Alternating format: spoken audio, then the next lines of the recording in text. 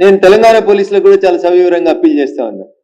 Social మీడియాలో ఇట్లాంటి దుర్మార్గమైనటువంటి ప్రక్రియలకు పాల్పడుతూ మహిళలను అవమానపరుస్తున్నటువంటి వాళ్ళ మీద వితిన్ 24 hours మీరు యాక్షన్ స్టార్ట్ చేయకపోతే రేపు ఇది మీ మహిళా పోలీస్ ఆఫీసర్లకు కూడా వస్తుంది. అందుకని దయచేసి మొక్కయు అంగనిది మానయు అంగురా అని తప్పు చేసిన మీద వెంటనే శిక్ష స్టార్ట్ కాకపోతే, చట్ట ప్రకారం చర్యలు ప్రారంభం కాకపోతే ఇవి మరీ దుర్మార్గంగా పోతుంది. కాబట్టి వెంటనే దీని మీద స్పందన రావాలని చెప్పి వస్తుందని కోరుకుంటున్నా. అయ్యా యువరాజు గారు ఓడిపోయిన తర్వాత చాలా టీవీ ఛానళ్ళని చాలా మందికి జీతాలు ఇచ్చి హైర్ చేసి ఇట్లాంటి తప్పుడు పోస్టింగ్లు పెడుతున్నారు అనేటువంటి ఒక అభిప్రాయం ప్రజలలో నెలకొంది.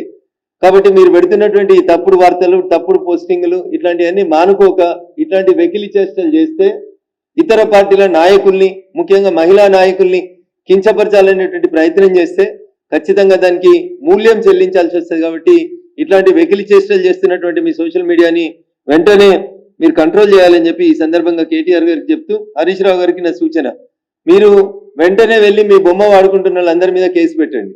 లేకపోతే మేము కేసు పెడతాం. ఇన్వెస్టిగేషన్కి మీరు సహకరించాలి. వాళ్ళని పట్టుకొచ్చినప్పుడు మీ నుంచి కాల్ రావద్దు ఎట్టి పరిస్థితులలో కూడా. వాళ్ళకు మీకు సంబంధం లేదని మీరు పత్రికా ముఖంగా ప్రకటన చేయాలని చెప్తా ఉన్నాను. నేను కూడా చాలా బాధపడతా ఉన్నాను. మొదటిసారి మా దుబ్బాకకు వచ్చి మా దుబ్బాక చేనేతల సమస్యలు విన్న మంత్రి గారిని ఇంత దారుణంగా ట్రోల్ చేయాల్సినటువంటి అవసరం లేదు. మీకు చేతనైతే కాంగ్రెస్ పార్టీని సిద్ధాంతపరంగా ఎదుర్కోండి, తప్పు చేస్తే విమర్శించండి, రాజకీయంగా ఎదుర్కోండి, రేపు చేతనైతే ఎలక్షన్లలో పోటీ చేసి గెలవండి. అంతేగాని వ్యక్తుల వ్యక్తిత్వ హననానికి పాల్పడి ఇంకా దానికి మమ్మల్ని తిట్టిరు కాబట్టి మిమ్మల్ని తిట్టినాం, వెనకటికి మా కవిత పోయినప్పుడు తిట్టలేదా, మా కవిత పోయినప్పుడు పెట్టలేదా అని సమర్థించుకునేటువంటి కామెంట్స్ పెట్టేటువంటి మిత్రులకి నేను దయచేసి చెప్తా ఉన్నా, అమ్మకి ఆలికి మధ్యన తేడా తెలియనంత సంస్కారహీనంగా బిహేవ్ చేయొద్దు.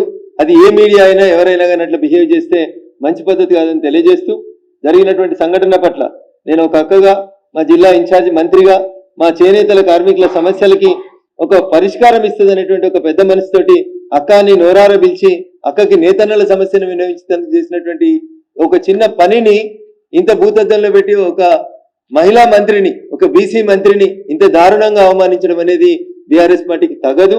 ఇట్లాంటి తప్పుడు పనులు చేసే గతంలో మీరు ఇప్పటికే శిక్ష అనుభవిస్తున్నారని నేను అనుకుంటా ఉన్నా. ఇంకా ఇట్లాంటి పిచ్చి పనులు చేస్తే ఆ మిగిలినవి కూడా మిగిలాయి. మీకు ఎట్లాగో మహిళల్ని గౌరవించే సంస్కారం లేదనేది మీ మొదటి క్యాబినెట్లోనే తెలిసిపోయింది. తొలి తెలంగాణ క్యాబినెట్లో ఒక మహిళని తీసుకోలేదు మీరు. మీకు ఎక్కడ కూడా మహిళల్ని గౌరవించే సంస్కారం లేదు. మీకు మహిళలంటే ఒక కవితమ్మ తప్ప ఇంకెవరు మహిళలు కాదనుకునేటువంటి బాపతిగాళ్ళు మీరు.